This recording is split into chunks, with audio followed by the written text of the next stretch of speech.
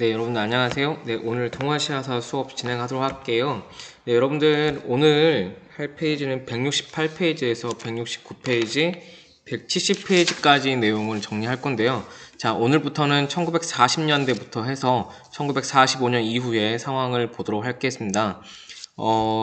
일단은 이 부분은 좀 우리가 정리를 해야 될 게 2차 세계대전 이후부터 현대사 파트로 들어가게 되고, 현대사 동아시아에 수많은 사건들이 일어나게 되고, 이 사건들이 한중일을 떠나서 베트남까지 모든 게 연결되어 있다는 것을 우리가 확인할 수 있어요. 거기에 우리가 그동안 계속 언급되지 않았던 서구 열강들의 이러한 냉전체제가 들어감에 따라서 미국과 특히 소련이라는 강대국들의 이 압력이 동아시아에 어떠한 변화를 가져오게 되는가, 자, 이 부분을 좀 자세하게 좀 공부를 해야 될 것 같습니다. 오늘부터 한 가지씩 천천히 나가도록 하고요. 이 부분이 정리한 뒤에도 원격 수업이 계속 이어진다면은 EBS 수업 일단 한번 정리를 또 하는 시간을 갖도록 하고, 그 다음에 여러분들이 등교하는 12월 7일 날 마지막 하나 남은 수행평가 정리하면서 여러분 바로 2회고사 준비할 수 있도록 또 안내를 진행하도록 할게요. 자, 오늘 여러분들 할 페이지는 168페이지입니다. 자, 168페이지 내용 보시면 아시겠지만 제2차 세계대전의 종결과 전후 처리에 대한 얘기를 할 건데요. 오늘은 1943년부터 해서 이제 일본이 곧 태평양 전쟁에서 패전하게 되는 1945년 8월 15일까지의 상황과, 그 다음에 그 이후에 이제 우리나라 동아시아, 우리 한반도와 그 다음에 일본, 그 다음에 중국, 그 다음에 베트남에 엄청난 변화들이 생기게 되는데, 그 변화가 현재 나와 있는 한국, 중국, 일본의 베트남의 그 건국과 되게 맞닿아 있다는 것을 우리가 확인할 수 있는 건데, 그 중에서 1943년부터 45, 6년까지의 상황을 보도록 할게요. 아마 이 파트가 끝나면 우리는 이제 현대사 파트에서 20세기에 가장 격심했던 전쟁에 대한 이야기를 좀 나눠볼 수 있을 것 같습니다. 일단 교과서 내용 보실 건데요.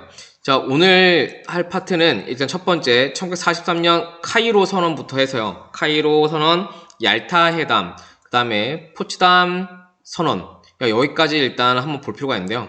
이건 43년부터 45년에 대한 얘기고, 사실 이쯤 되면은 거의 태평양 전쟁이라든지 2차 세계대전의 그 승리가 결국엔 연합군 세력으로 넘어간다는 것을 또 우리가 알 수 있어요. 우리가 지난번에 배웠지만은 세계 2차 대전을 일으킨 나라를 우리가 묶어서 추축국이라고 불렀죠. 이 추축국들이 대부분 43년을 말미로 해서 거의 패전의 형상으로 가게 된다. 그 중에 첫 번째가 독일이, 나치, 히틀러가 이끄는 그 나치의 군대가 결국엔 독일은 패전을 하게 되고, 자, 이런 상황이 벌어지게 있었고, 43년쯤에 일어난 거고, 일본은 끝까지 버티게 되는데 그게 45년 8월 15일까지다. 결국에는 우리가 이미 또 알고 있지만은 그 히로시마와 나가사키에 원자폭탄이 두 방이 떨어짐에 따라서 결국엔 일본은 무조건 항복을 하게 되는데, 그 항복을 하기까지 동아시아에서 어떠한 목적으로 어떠한 연합군의 이야기가 있었는가에 대한 얘기를 첫 번째로 할 건데요. 그 중에 우리가 한번 봐야 될 게 카이로 선언하고 포츠담 선언을 이렇게 묶어주시고요.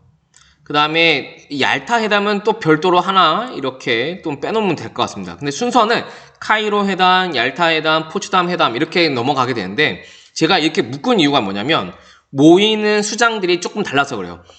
카이로 선언과 포츠담 선언은 같은 사람이 모이고요. 얄타 회담은 한 명이 바뀌어요. 그래서 이러한 것들 때문에 제가 묶어놨으니까 일단 한번 보도록 할게요. 카이로 선언과 포츠담 선언, 일단 첫 번째와 뒤에 나오는 이 이야기들을 보면 일단은 일본을 많이 처리하려고 준비 중이다라는 거, 일본을 처리하기 때문에 일본의 식민지였던 우리나라에 대한 얘기도 카이로 선언과 포츠담 선언에 들어가 있어요. 그리고 이 카이로 선언과 포츠담 선언에 참여한 인물들이 누구냐라고 했을 때 여기 교과서에 나와 있는 이 인물들이 나옵니다. 장제스, 그 다음에 루즈벨트, 그 다음에 처칠, 각각 대표하는 나라가 중국이고요. 그 다음에 당연히 미국이겠죠. 그 다음에 영국의 대표적인 윈스턴 처칠까지 이렇게 세 명이 모였습니다. 이 사람들이 모인 게 바로 카이로 선언과 포츠담 선언이라는 것을 우리가 하나 알아두자. 결국엔 포인트는 어디냐?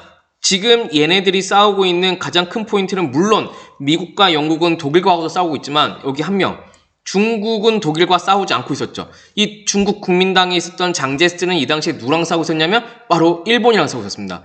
1937년에 대표적인 중일 전쟁을 이끌었던 사람이 이 장제스였죠. 그래서 결국에는 카이로 선언과 포츠담 선언은 미국과 영국과 그 다음에 중국이 일본에 대해서 처리를 하려는 모습들이 보인다라는 거 하나 체크해 두시고요. 여기 사진에는 나와 있지 않지만 지금 바로 이 얄타회담에서 등장한 인물은, 새로운 인물은 바로 이 스탈린입니다. 이 스탈린은 우리가 전에 배웠던 러시아 혁명 이후에 나왔던 그 소비에트 연방의 그 레닌의 후계자인데요.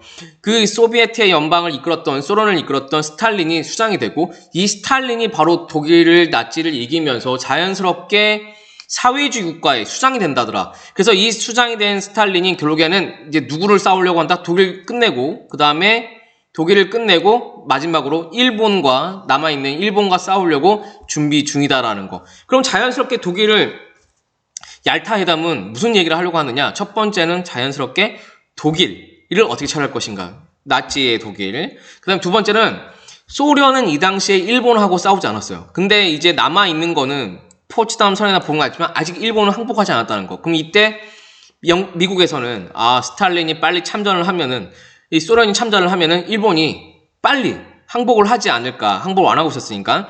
이러한 부분이 있었다라는 것을 체크해두면 자연스럽게 카이로 회담과 얄타 회담, 포츠담 선언에 대한 내용들을 정리할 수 있겠습니다. 그래서 여러분도 아시겠지만 이 미영중이 모인 카이로 회담과 그 다음에 포츠담 선언은 일본에 대한 얘기를 한다는 것을 하나 체크해 두시고요. 그 다음에 중간에 나왔던 미영소가 모인 것은 얄타라는 도시에서 모인 얄타 회담이다. 그 얄타 회담에서 결국엔 처리하고 싶은 건 독일이었는데, 독일을 처리하면서 미국에서 결국엔 소련한테 너희 일본이랑 같이 싸우지 않을래? 라는 것을 합의했다는 것을 알 수 있습니다. 그래서 여러분들 자연스럽게 지금 현재 포츠담 선언 이후에 가장 힘이 세지는 아이들은 미국과 소련이고요. 그 미국과 소련이 이끄는 이 새로운 체제가 바로 현대사 1945년 이후에 새로운 체제인 콜드워라는 냉전 체제가 드디어 성립이 된다는 거. 그래서 자유민주주의는 미국을 따르고, 그 다음에 이 사회주의 국가, 공산주의 국가들은 결국엔 소련을 일두로 하는 이러한 체제가 양극화되어 있다는 것을 하나 두고요. 얘네가 결국에는 N극과 S처럼 맞서 싸우다가 결국에는 싸우게 되는 게, 가장 크게 반영되는 게 첫 번째 국共내전, 두 번째 6.25 우리나라 한국전쟁, 그 다음에 세 번째가 바로 베트남 전쟁. 이렇게 세 가지가 이렇게 포함되어 있겠습니다. 그래서 지금부터 이야기하는 것들은 계속 전쟁으로 이어질 수 있겠구나. 실제로 미국과 소련은 싸운 게 없는데 마치 미국과 소련을 대리종을 하겠다는 그러한 한국전쟁, 그 다음에 베트남 전쟁이 대표적으로 보인다는 게, 이게 언제까지 이야기하지냐? 한국전쟁은 우리가 대표적으로 1950년대에 일어나죠. 50년대부터 해서 1970년대까지, 70년이 끝나니까 73년에 베트남 전쟁이 끝나거든요. 베트남 전쟁 끝나는 이 시점까지는 강력한 냉전 체제가 이루어지고 있다는 걸 하나 체크해두고, 베트남 전쟁이 끝나고 나서부터는 미국과 중국이 하해를 해요. 중국은 분명히 공산주의 국가인데 어떻게 냉전 체제에서 싸우게 되냐? 스탈린이 죽어요. 스탈린이 죽게 되면서 자연스럽게 소련과 중국의 사이가 멀어지게 되고, 물론 그 전부터 멀어지긴 했지만은, 그래서 여하튼간에 이 소련을 필두로 한 사회주의 국가도 조금씩 해체되는 모습들이 실제로 보인다라는 거.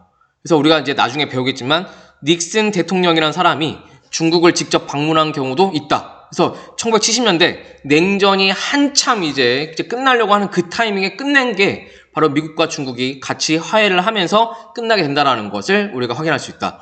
이것을 우리가 여기까지 정리를 하면서 설명을 했고요. 결국엔 1945년 8월 초에 끝나는 건 알죠. 그 다음에 원자폭탄 2방인 거, 히로시마를 터뜨리고 나서 나가사키에 결국엔 터뜨렸죠. 그래서 이 나가사키에 터뜨리면서 결국엔 일본 천황이 무조건 항복을 하게 되고, 조건은 이미 얘기했죠. 얄타 회담에 따라서 그 다음에 이 소련이라는 나라가 결국엔 이 동아시아에 진출을 하게 된다라는 거, 이거는 같이 알아보는 내용입니다. 자, 그 다음에 이제 45년 8월 15일 날 결국엔 천황이 무조건 항복을 했죠. 천황이 직접 육성으로 라디오에다가 성명을 했어요. 우리는 항복을 한다라는 것을 얘기했고, 결국엔 일본이 패전했죠.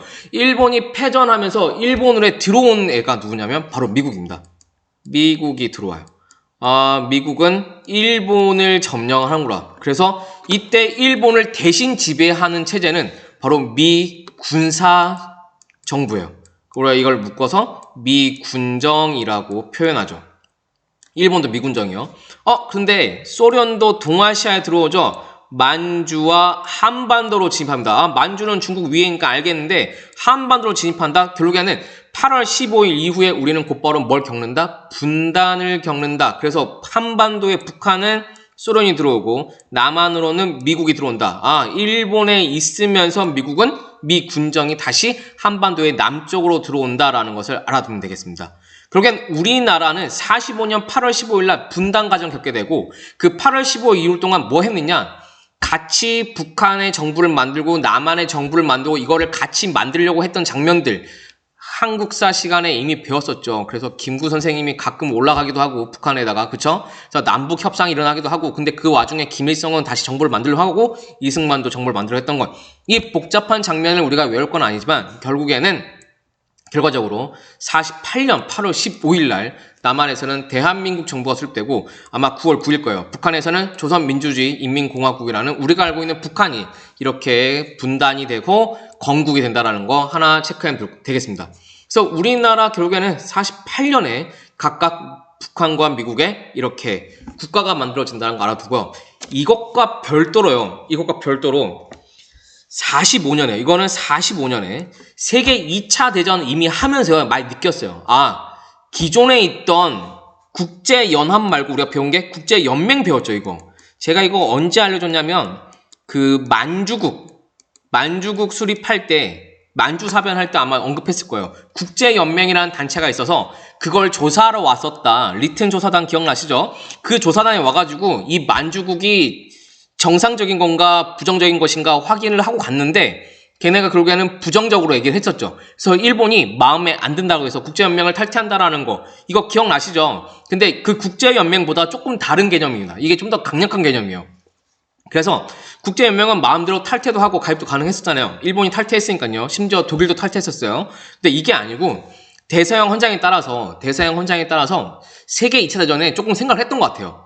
더 이상 이렇게 하지 말고 국제기구 가운데 조금 강력한 힘을 가진 국제기구가 나왔으면 좋겠다. 그래서 이 대서양 헌장에 따라서 45년 10월에 UN, 우리가 알고 있는 그 UN이 국제연합이 출범한다는 것도 같이 팩트로 알아두시면 될 것 같습니다. 그래서 여러분들 45년의 상황을 우리가 알면 될 것 같고 그래서 연합국이 결국에는 동아시아에 참전함에 따라서 참전은 아니지만 결국엔 동아시아에 관여를 할 수밖에 없는 상황이 있었다. 이런 것을 일단 하나 체크해 두시고 이 내용 속에는 심지어 우리 한반도도 존재했다라는 거 알아두시면서 자연스럽게 아까 얘기했던 선생님이 이 미 군정에 대한 얘기 좀 해볼게요. 이 미 군정에서 일단 처음 점령한 곳은 우리 남한이 아니고 일본입니다.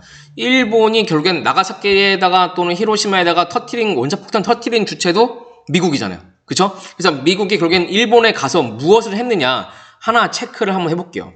자, 일본을 점령한 미군 그냥 묶어서 우리는 미군정이라고 표현이 될 것 같아요. 그래서 첫 목표가 뭐냐면 일본은 더 이상 군사를 못 만들게 하겠다.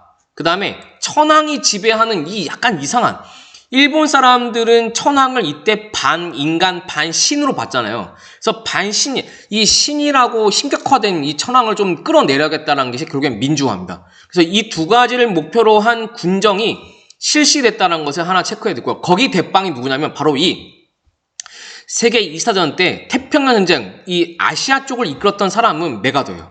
너무 유명한 6.25 전쟁 때 우리나라에 와서 인천 상륙 작전을 일으켰던 사람이 메가더잖아요.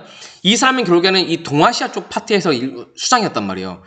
참고로 이 유럽 쪽에서 독일과 싸웠던 미군의 대빵은 아이젠하워라는 사람이 따로 있었고 이 동아시아에서는 메가더가 따로 있었던 것이죠. 그래서 메가더 사령관을 대표로 하는 이름이 좀 길어요. 이 미군정의 정식 명칭이 연합군 총사령관 총사령부가 미 군정의 정식 명칭입니다. 근데 우린 줄여서 GHQ라고 하고요. 결국엔 여기서 목표한 게 뭐냐면 일본을 군사를 얻게 만들겠다. 이게 지금도 약간 영향을 미칩니다. 일본은 정식 군대는 없어요. 그 다음에 민주화를 목표로 하겠다. 천황을 끌어내리겠다. 어느 정도의. 그래서 이런 것들을 하겠다라는 것이 나와 있죠. 일본의 군대를 해체하고 군국주의를 공직에서 추방하였다. 심지어 얘네들 재판을 하기 위해서요. 도쿄 재판도 열어요.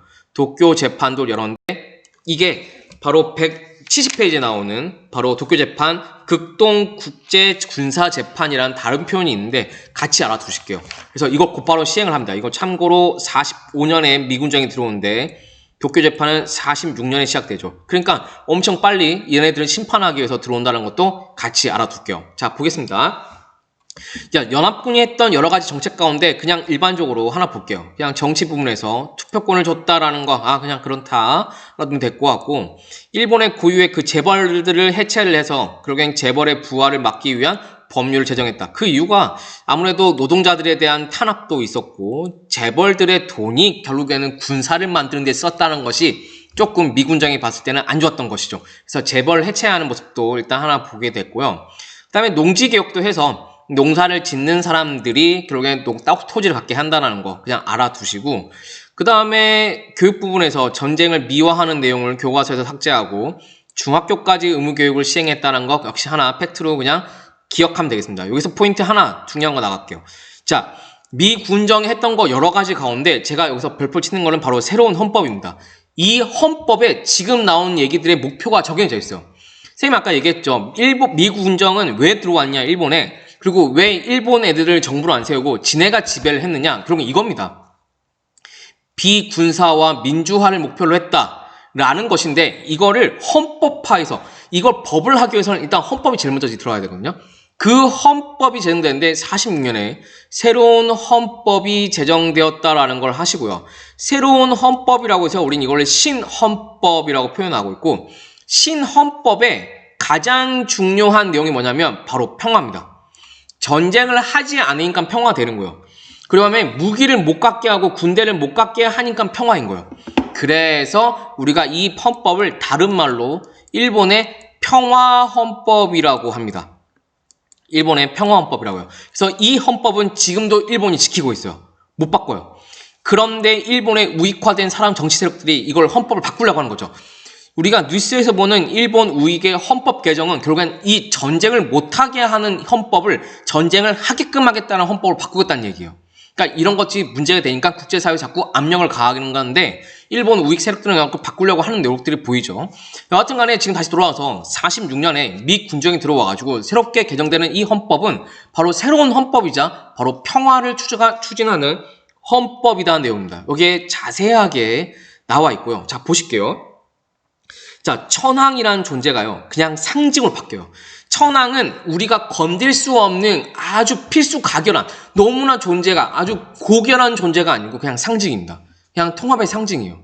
그리고 모든 지위는, 주권은 천황이 있지 않고요, 일본 국민에게 있어요.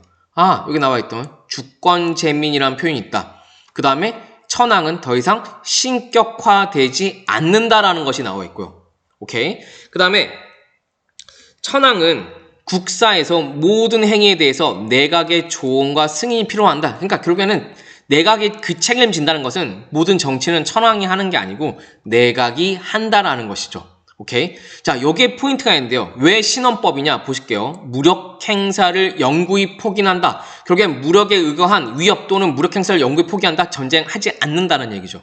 그쵸? 전쟁과 무력을 하지 않고 평화를 희구한다. 평화를 바란다라는 거죠.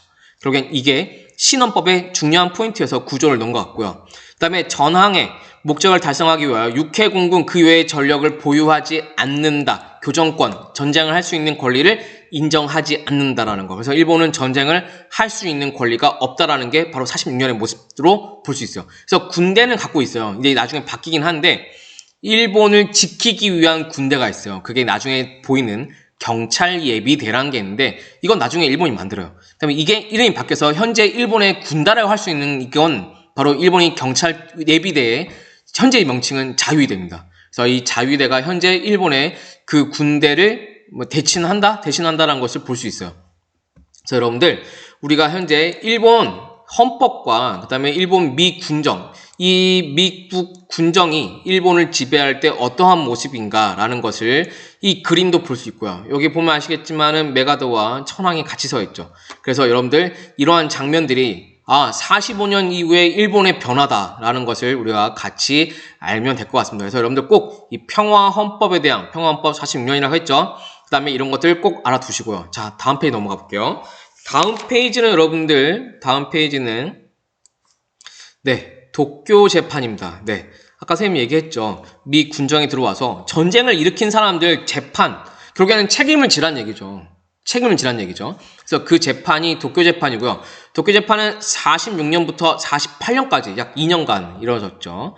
얘네 정식 명칭은 국제군사재판이 정식 명칭이에요. 그래서 여러분들 혹시나 선생님이 도쿄 재판이라 하지 않고 국제군사재판이라고 해도 이게 결국엔 전쟁 범죄자를 처벌하기 위한 재판이다라는 거 같이 알았으면 좋겠습니다. 근데 얘네들을 보면 아시겠지만 이 사람들을 전체를 다 사형을 한다든지 이 사람들을 모든 참여자들에 대해서 재판을 하지 않았어요. 그래서 여기 보면 아시겠지만 A, B, C급에 있는 사람들을 나눠서 했고요. 여기서 포인트는 전범 가운데 A급만 처벌했다는데 결국엔 그 숫자가 많지 않아요. 그래서 A급 전범 가운데 이 사람들만 하고 솔직히 전쟁을 일으킨 사람들과 책임자는 더 많겠죠. 근데 여기에 대해서 우리가 한계점을 보면 아시겠지만은 일단 미국과 영국에게 피해를 준 사람들한테 일단 포인트 잡았고 우리 아시아 식민지 국가들의 의견은 반영되지 않았고 그 다음에 한국과 타이완에 문제를 일으킨 식민지의 주범들은 역시 없었고요. 그 다음에 위안부와 같은 성폭력 문제, 여성 문제들, 그 다음에 이 생화학전에 대해서 책임자들에 대해서는 책임을 묻지 않았죠. 그래서 이런 것들이 또 문제가 된다는 게 도쿄 재판 내용이고요. 중요한 건 이 사람들이 전부 다 야스쿠니 신사에 또 묻힌다는 것도 포인트죠. 근데 이 사람들이 8월 15일마다 우리는 광복절인데 일본은 패전일이거든요. 그래서 일본이 패전하는 날 일본을 대표하는 천황이 아니더라도 수상 총리들이 거기 가서 공물을 바쳐서 이 사람들한테 이제 노고를 빚는 것 자체가 우리에게는 되게 꼴불견이고 되게 좋지 않은 모습인데 일본은 거기에 거리낌이 없다라는 것 자체가 이 재판 때부터 시작되지 않았나라는 사람들이 있던 거죠. 그래서 여러분들 일단 하나 포인트로 극동 국제군사재판까지 우리가 46년까지의 모습을 봤어요. 그럼 이제 다음 시간에는 무엇을 할 것이냐 오늘 여기까지만 하고요. 다음 시간은 냉전이에요. 냉전은 선생님 아까 얘기했지만 콜드워고요. 결국엔 냉전의 포인트는 자유민주주의와 사회주의 국가의 전쟁인데 결국엔 콜드워는 그 열전, 핫워라고 하는 그 뜨거운 전쟁, 실제로 전쟁하는 게 아니고 그냥 으르렁 되는 것만 하는 게 콜드워인데 결국엔 나머지 세계 국가가 이 미국 편이냐 그 다음에 소련 편이냐 가지고 눈치만 보고 있던 이 장면들이 보인다는 거죠. 그래서 사실 동아시아도 냉전에 들어가게 된다는 거고 그 냉전에 동아시아에서 가장 전진에 되어 있는 나라가 바로 우리나라가 아닌가 싶습니다. 그래서 결국에는 냉전 체제에서 사회주의 국가 소련을 대표하는 북한이 우리가 또 북한에 있고 그 다음에 미국을 대표하는 우리 남한이 또 밑에 분단되어 있는 모습들이 결국엔 냉전의 산물로서 우리가 볼 필요가 있기 때문에 좀 더 우리나라 얘기를 좀 더 할 수 있겠다. 근데 여기에 이제 들어갈 거는 전쟁 얘기도 많이 들어가야 됩니다. 그래서 우리는 여하튼 간에 다음 시간에 콜드워, 냉전 체제에 대한 얘기부터 해서 시험 문제에 대한 얘기를 좀 더 자세히 해보도록 할게요. 여러분들, 이 이외고사의 그 범위가 되게 좁아요. 그래서 생각보다 많지 않습니다. 제가 중간에 막 뛰어넘은 것도 있고 되게 간단하게 넘어간 것도 있거든요. 이거 되게 무슨 말이냐? 우리가 지금 한 페이지 한 페이지가 너무나 소중하다는 것이죠. 그래서 제가 이걸 돌려서 얘기한 것지만은 제가 시험 범위와 시험에 대한 얘기는 학교 오면서 얘기하겠지만 정말 빠짐없이 여러분들이 다 확인을 해야 되고 공부를 해야 한다는 거 다시 한 번 더 알려드리겠습니다. 그러니까 원격 수업이라도 수업이 내용이 작더라도 그냥 끝낸 게 아니고 그냥 선생님과 함께 읽었던 모든 부분에 대해서는 체크해서 공부를 해라 라는 것을 선생님이 마지막으로 말을 남기고 다음 시간에 또 역시 원격 수업으로 보도록 하겠습니다. 오늘 여기까지만 수업할게요. 감사합니다.